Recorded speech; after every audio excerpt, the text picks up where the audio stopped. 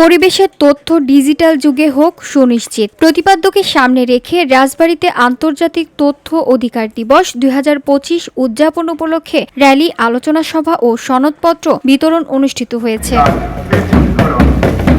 রবিবার জেলা প্রশাসন ও সচেতন নাগরিক কমিটির যৌথ উদ্যোগে জেলা প্রশাসকের কার্যালয় চত্বর থেকে র্যালি শুরু হয়। র্যালি শহরের বিভিন্ন সড়ক প্রদক্ষিণ করে একই স্থানে শেষ হয়। র্যালিতে জেলা প্রশাসক সুলতানা আক্তার, অতিরিক্ত জেলা প্রশাসক শঙ্কর চন্দ্র বৈদ্য, সরকারি দপ্তরের কর্মকর্তা, শিক্ষক, শিক্ষার্থী ও সুশীল সমাজের প্রতিনিধি অংশগ্রহণ করেন।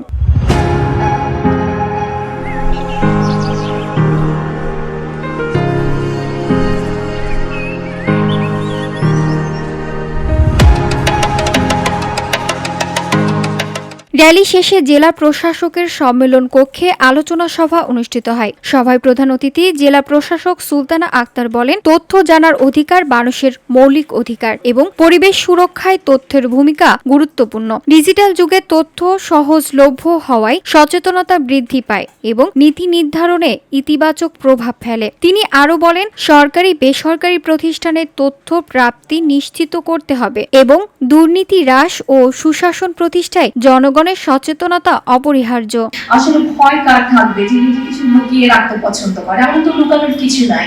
আমরা এখানে আসি সরকারের যে বরাদ্দ এবং যে সেবাগুলো জনগণের জন্য, সেটা যত বেশি লোকজনের কাছে ডিসেমিনেট করা যায়। অনুষ্ঠান শেষে জেলার ৬৭টি সরকারি দপ্তরের মধ্যে তথ্য বাতায়নে শতভাগ হালনাগাদ তথ্য রাখার স্বীকৃতি হিসেবে 19টি দপ্তরের